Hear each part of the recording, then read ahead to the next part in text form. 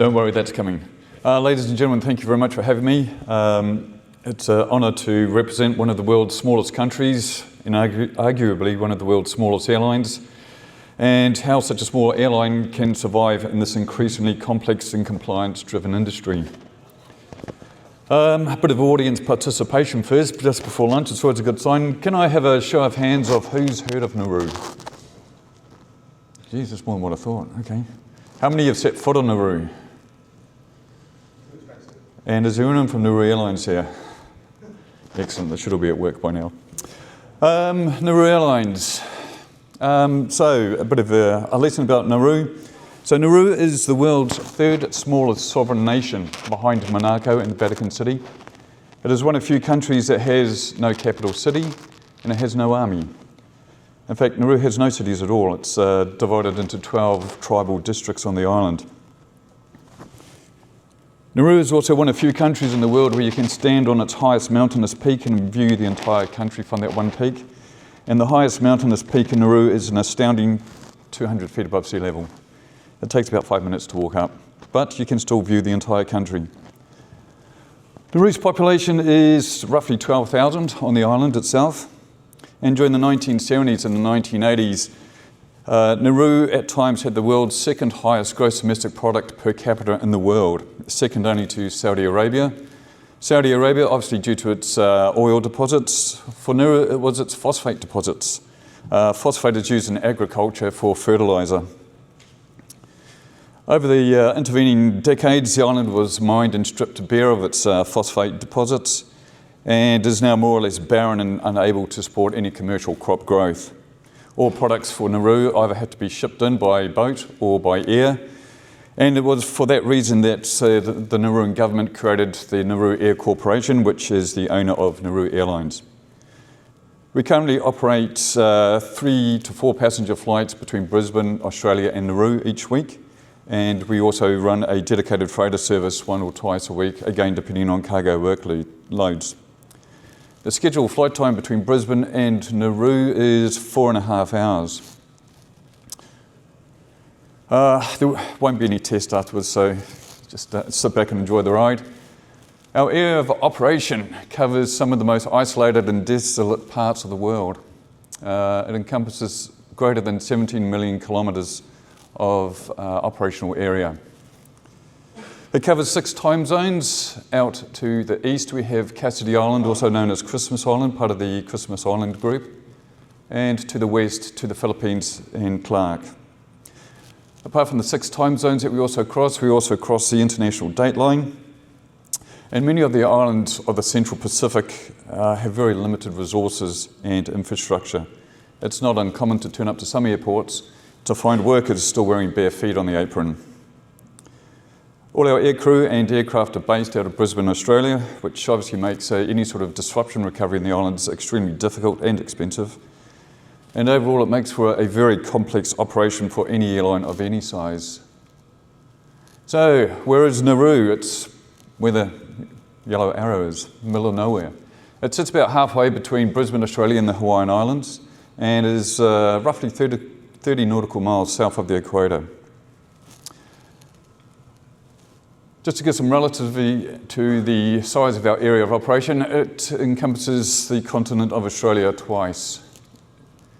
In size of the island itself, it would just about fit inside the perimeter fence of Bangkok Airport, and it fits very nicely in downtown Warsaw, which is the home of Leon Software.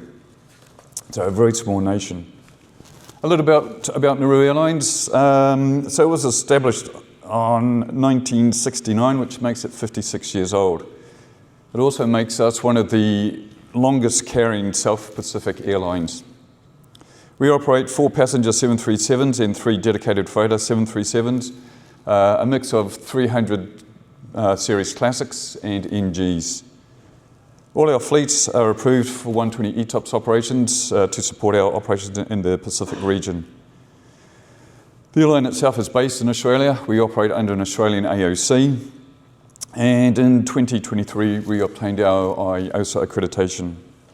We also have an in-house CASA approved Part 42 and Part 145 engineering team, and they have their own hangar out at Brisbane Airport. Between Australia and the staff on Nauru, we employ approximately 300 people in total. As for our reach, our RPT area is obviously concentrated most in the central South Pacific and into Southeast Asia, but our charter operations can take us to pretty much anywhere you would like us to fly to.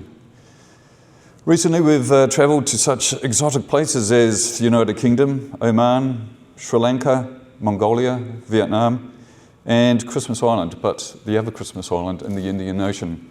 We're probably one of the few airlines that fly to both Christmas Islands in the world. Challenges encountered operating our smaller airline. Oops, sorry, need to get back one. Obviously, with any airline, especially a small one, we have very limited resources, both human, financial, and systems-related resources. As a consequence, many of our staff have to multitask various roles in the company, which obviously increases workload for them. Like all companies, we've got budget constraints. But with us, our limited scale of economies restricts our ability to get the best slots in town, restricts our ability to get the best schedules, get the best ground handlers, and also inhibits us from necessarily getting the best products that may be out there. Instead, we end up using multiple platforms, which is inherently complex and provides potential for failure between systems, especially if they don't communicate well between each other. In a small airline of 7 aircraft, we still have to comply with the same complex compliance and reporting requirements of any airline in Australia. And we also have great difficulty in trying to maintain a robust schedule out in the Pacific Islands. There's many hurdles to operating in the Pacific, and one of them is island time. Island time is great if you're on holiday, but it's not so great if you're actually trying to run an on-time scheduled airline. Culture is a problem, as is a lack of infrastructure. A lot of the airports out in the Central Pacific do not have operational runway lights, and as a consequence are only open for daylight operations. And also compliance issues. The ability to uplift potable water is limited to just 2 airports of the 10 that we visit routinely every week. Also, ATC procedural issues out in the oceanic region also lead to issues with trying to maintain schedule integrity. There's also limited communications in the Central Pacific. Both satellite and internet communication is sketchy at the best of times. And as an example, Nauru's internet connectivity is based on satellite connectivity. So dropouts from the satellites is quite common. And in many islands, the use of third-party internet service providers is either restricted or even prohibited, which further increases our communication issues. How was life prior to Leon? Well, everything in Nauru was pretty much all done on Excel spreadsheets. I used to think I was a pretty dab hand at Excel. I can conjure up a VLOOKUP pretty nicely. But these were very, very complex Excel spreadsheets. They were set up by a former CEO. Obviously, he had far too much time on his hands. But for many years, it worked for us. But as we know, Excel is easily corrupted. More complex the formulas, the easier they are to corrupt. And back in 2016, they were difficult to recover from. Generally, we found that 1 or 2 people who designed these spreadsheets, whilst inherent experts at their field, lacked the overall holistic IT knowledge that we expect from our IT staff today. One of the biggest issues we had dealing with Excel was also using email distribution through Excel. Quite often, due to corruption, we would find out at the wrong part of the day that people had not been advised of roster changes or ground handlers receiving changes in the schedules. What finally pushed Excel to its limits was the soon-to-be introduced new Australian flight crew duty limits, very complex and really pushed Excel out of the playing field in this case. So in 2016, Nauru made the move to a professional platform. And this is when I joined the company. And when I started, they had already commenced embedding the product.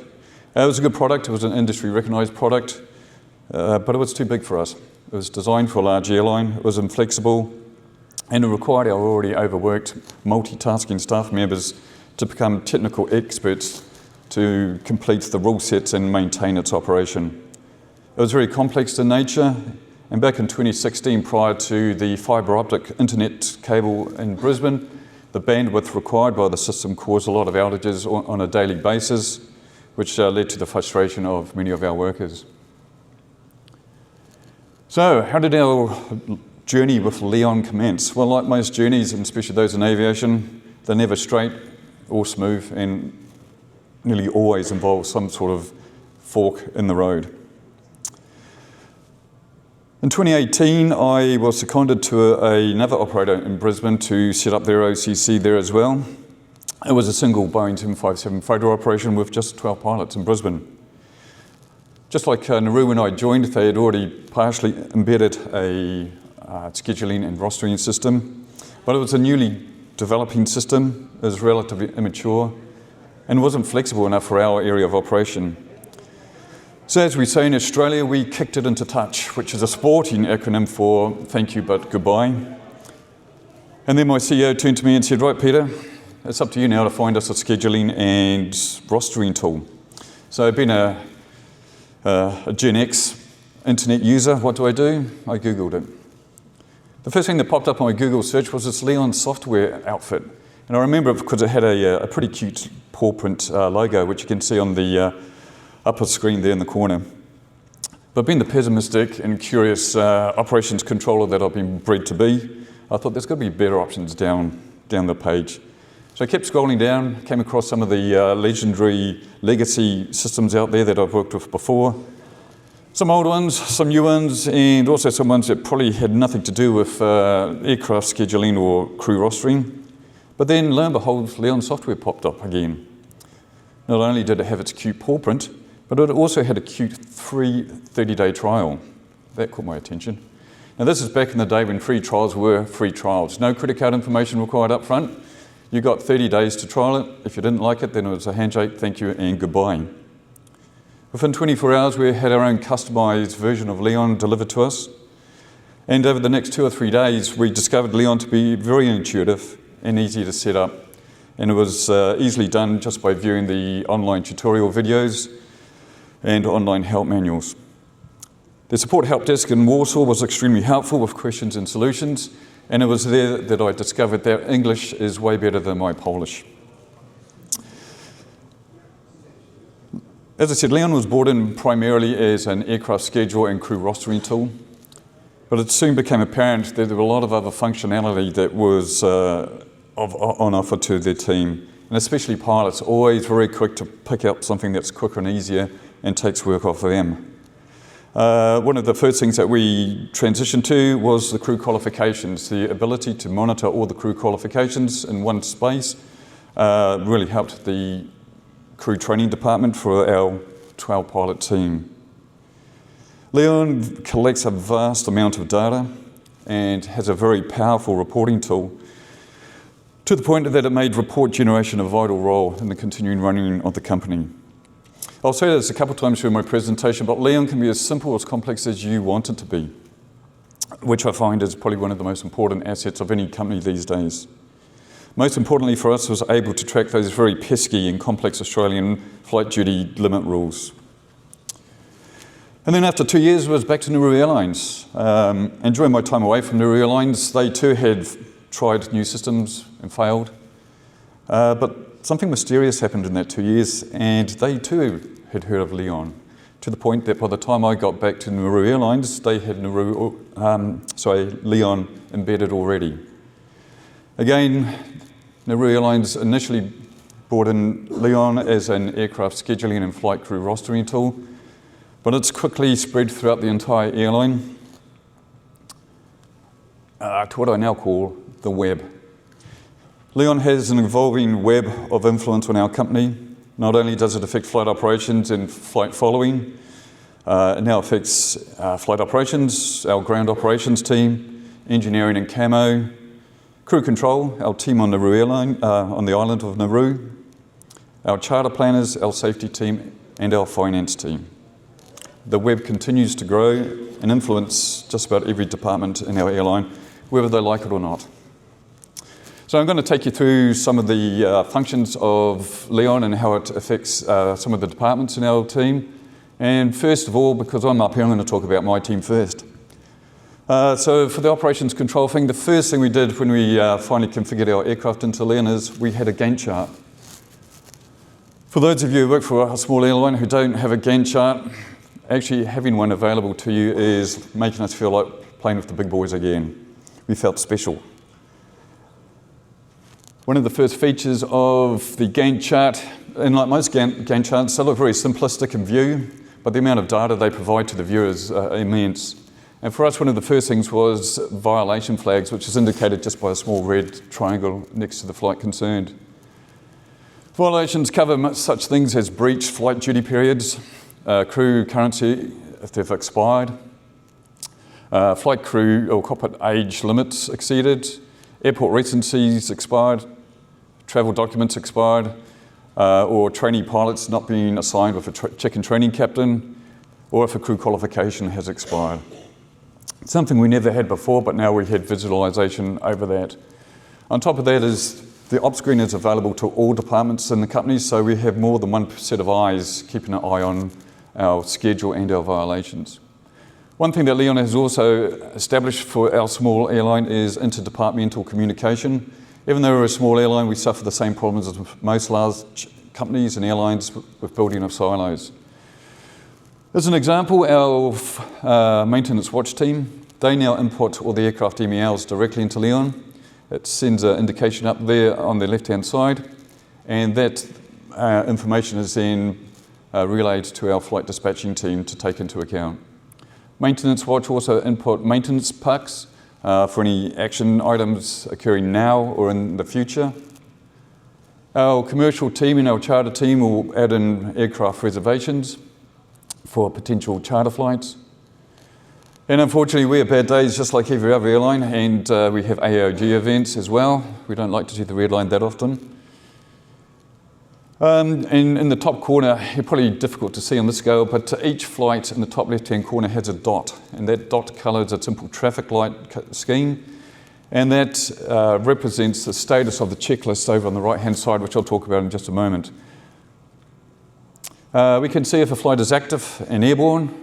We can see if a flight has been completed and closed, all the documents complete, and we can also check the progress of any delayed flights as they occur during the course of the day. Our checklist over on the right-hand side, again, this is something new for us and made a huge difference to our flight planning team and operations control. Each item is uniquely configurable, so we can customise the checklist items to the type of flight it is, the type of aircraft, the aircraft variant, even down to the client. As a result of having items which are relevant to the flight, it means we have more buy-in from our dispatchers and our operations controllers. They know it's specific, and it's not just a globally generated document that they just tick off to make all the items green. We also have buy-in from other departments, maintenance watch, ground control, and flight operations all have direct control into the checklist action items. A lot of actions can be carried out directly from the checklist itself. For example, the ordering of overflight permits can be actioned through the checklist item, and the status of those permit requests is updated with the, first of all with the requests going out, and then with the permits coming back in until they're all finally confirmed. The other thing we found with the ops page is a very simple means of distributing documents out to third-party vendors. Documents such as general declarations or those overflight permit requests, along with attached documents which normally have to go with overflight permit requests, all simple mouse clicks and all sent within just seconds rather than spending time looking for the location of all the company documents required. Also with API interfaces and ACARS interface, we now have almost real-time flight following in Leon to keep pace with our aircraft in flight. Flight operations. I spent half my life telling pilots where to go, so it's only natural that they soon cotton on to the benefits of Leon. As of now, we now monitor all crew qualifications in Leon, and Leon also has a very sophisticated alerting system to send out reminder emails to heads of departments and individual crew members. I checked this morning, and out of our 40 flight crew, we now monitor 740 individual currencies and recencies for our crew. For the entire company, we monitor 2,800. We find the storing and maintenance of multiple crew passports and travel documents is an easy setup and monitoring in Leon. Tracking of crew currencies can be based almost on real time. At the completion of a flight, nighttime hours, takeoff and landings, what type of landings, simulated duties. Once the duty is complete and the system is uploaded into the mainframe, the crew currency is updated automatically without any human intervention. It also allows us to monitor the progress of flight crew training, line training and line checks. It also allows us a very intuitive means of setting up the recencies and currencies in Leon. If it's a qualification that is positive or negative slippage on the anniversary dates, and again, the ability to email alerts to heads of department and individual crew members. It also allows pilots to import their previous flying hours and also allows them to export their logbooks into other apps if it's so desired. And again, the fact that all transactions are auditable is a great benefit to us as a small airline. Crew control. Well, this was the second main reason we needed Leon, was an ability to roster flight crew according to a very complex prescriptive set of flight duty rules that we obviously under Australian rules are required to do. Again, an intuitive means of being able to assign flight crews, the correct flight crew and the correct number to each flight. Not only does it monitor the regulatory requirements, but also any industrial award requirements and any company-specific rule sets. Crew fatigue monitoring is mandated and is second-hand to Leon, obviously with the ability to have all the Australian flight crew rules in the background. We're monitoring compliance with that set of rules. And we're also one of the first companies, I believe, to have an interface through Leon with a third-party biomethical fatigue modelling provider. And although we're not certified yet to operate under FRMS, we certainly use the power and the knowledge of the biomethical modelling to oversee and confirm our rosters pre-publication. We also run it if there's any new schedules coming up, and it gives us the best of both worlds. We know that we're complying with the rules, but we're also complying and going one step better to ensure in the future operations that crew are not exceeding fatigue limits. In terms of rostering itself, it provides a very simple method of confirming all our airline crew currencies. To me, that looks like a really bad wallpaper design, but we actually have people that read that on a day-to-day basis and they actually love it. On the left-hand side, all our crew are listed, and next to their names you'll see a little dot, a little coloured dot. And again, it's just a simple traffic light option. Green means no qualifications due to expire from the following month. Amber means within the next month. This crew member has a recency or a currency about to expire, and of course red means something's expired, don't use them. It also gives us a means to bulk roster. If it's an office worker, we can roster office workers in a continuous pattern. We can roster aircraft pairings. Leave changes, leave applications for changes can be submitted through Leon, especially through the app, and that goes straight through into the system here and right to the manager for approval. A very simple publishing feature allows us to publish the roster, and more importantly for us, it allows us acknowledgement that the roster has been delivered to a crew member's mobile device, and in turn the crew member can then acknowledge receipt of the roster. And the same with any subsequent changes to the roster, we get an alert that it has been delivered and we get a crew acknowledgement back. As we mentioned, simulated duties are also very easy to set up for our crew rostering team. Easy setup, easy to assign crew, easy to assign what training requirements they'll be undertaking during that duty. And once the duty is complete and signed off successfully by the check and training captain, it is updated automatically within Leon. Engineering. Now, some of you will probably think that's an AI-generated photograph of the world's perfect hangar. I don't mean its size or its billboards. The fact that it's got no aircraft in it, for me, is ideal, because it means they're all out flying for us. Aircraft on the ground in the hangar aren't making us money. The inclusion of maintenance and reservation packs driven from our maintenance team provides an instant visualisation to our OCC staff and our charter planners. They in turn can schedule long-term maintenance action items such as C-checks and other heavy checks in the future for forward planning. All changes in addition to maintenance items are also tracked and audited in Leon. And as I touched on before, the fact that we can enter MEL data into Leon flows on to other departments, OCC and our flight dispatch team. So the engineers have really bought in big time to Leon as well. Aircraft-related documents such as noise certificates or radio station licenses can be uploaded into Leon, so for access from other crew members on the aircraft should they need it. When I was asked to do this presentation, I put out an email to various departments that use Leon and asked them for their feedback. And of course, like most small companies, the resounding response of one was impressive. But strangely enough, it came from one of our maintenance watch engineers, and his response was, and I quote, "Leon is a user-friendly way in which data can be added and presented back to the user." Now, for you, those of you who don't know engineers very well, getting any sort of positive praise out of an engineer is gold, so we'll take it. Sorry, just flick past that one. Charter flying. Now I know what you're asking me. Peter, you're an airline that's based in the Central Pacific Islands. Why have you not got a photo up there of a glorious white sandy beach, turquoise blue water, palm trees, cocktails, pools? And the reason is that's an everyday occurrence for us.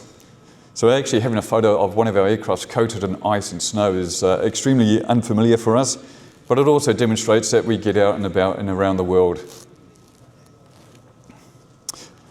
Our RPT operation alone is insufficient to support the airline financially, and as a consequence we must utilise any spare capacity into charter or contract flying. Currently 50% of our flying hours is through charter or contracted flying. Leon itself allows our charter planners to create proposed schedules from the get-go, so as soon as the charter request comes in, a schedule is created, and that schedule goes on to drive multiple departments. It sets up a proposed flight in the ops screen that we saw earlier. It allows maintenance watch, our crew rostering team and our OCC to get visibility of the flight and make that initial assessment about potential charter flights. For those of you in charter work, you always know that the first two questions that ever get asked is, do we have aircraft and do we have crew? That answer is generally revolved within seconds in our OCC. The sales feature in Leon is also very intuitive. Again, as simple as complex as you want it. It starts right from the very commencement of the charter request through to quoting, booking, invoicing and closing of the flight, and it's a very simple step-by-step process. It also has a very simple fees and structure if you want it to be simple. If you want it to be complex, then fill your boots. It can be as complicated as you like. It can be as simple as a simple block hour figure or an itemised account taken in the most detailed of items. One of the other assets of the chartering's function in Leon is the fact that all communications between the company and the client can be maintained entirely within the Leon framework. There's no need for additional third-party email accounts to monitor as well. It's all handled on the one screen. It also enables us to customise our own forms, and it gives a very professional feel to the documents that we can send out to our clients. And a new recent feature that has been added to Leon is a new artificial intelligence feature, which is obviously clearly designed for me. As a Gen X, anything that helps me to design better looking professional documents is clearly a bonus for us as well.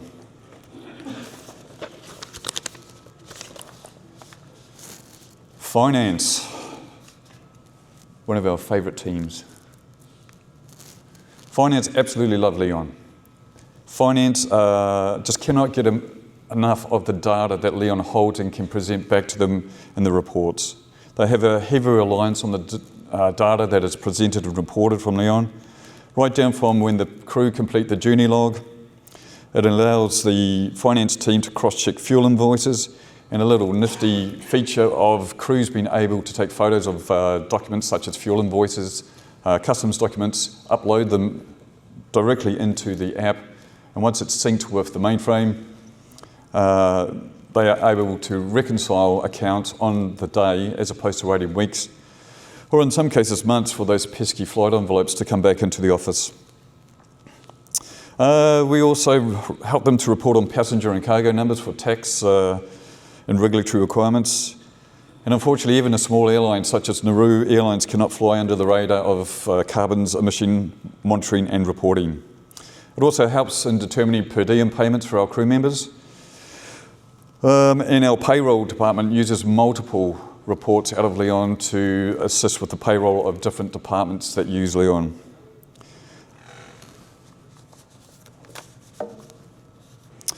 The app.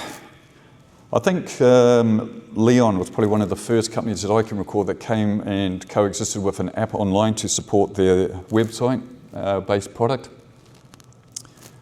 And as a result of that, we found that the reporting functions of Leon through the app has dramatically increased pilot engagement. If there's one thing pilots like to complain about, apart from the coffee, is having to do extra work after they've landed. Being able to fill out the journey log in flight with just a few items to complete once they've landed has made a huge difference in the amount of data that we now get from our crew. As an example, we've seen an increase of fatigue score reporting, which used to average less than 5%, now averages well over 80% for our flight schedule. We're hoping in the short future that using the journey log in Leon will eventually eliminate the need for one of the last pieces of paper on our flight deck, the infamous trip record. Recent development has seen crews being able to visualise commercial travel, positioning duties, their simulated duties, and hotel information, PNR numbers, all from their own app. It gives crews also access to online aircraft certificates and manuals and approval documents if they require it to be. Again, that's not certified, but we do have a document online repository for the official side of things. But it gives the crew availability and a backup source of important documents if they need it on the run. It also enables crew, when they get bored, if they want to, they can keep track of their own currencies and currency surveillance. And it can also handle leave requests directly through the app itself. We also use it in the OCC a lot to provide the crew with their flight planning documentation. It's just a simple drag and drop of PDF documents into one of the checklist items. And as soon as that's done, it's available to the crew on their app and for their viewing and saving on the iPad if they so wish. And if the crew get really, really bored on flight, which apparently they never do, they can also get access to a flight time limit calculator embedded within the Leon app itself. Something about this photograph. It is not AI generated. There are no professional models used, and I can assure you that no employees of Nauru Airlines were harmed in the taking of this photograph. I mentioned something about multitasking before. I'd like to draw your attention to the gentleman on the left-hand side of the crowd there, our Captain Robert Eo. He is a native Nauruan, and when he's not busy driving aeroplanes around the sky, he's busy driving the company as our current CEO. Leon has enabled the team on Nauru to feel part of the entire operations team.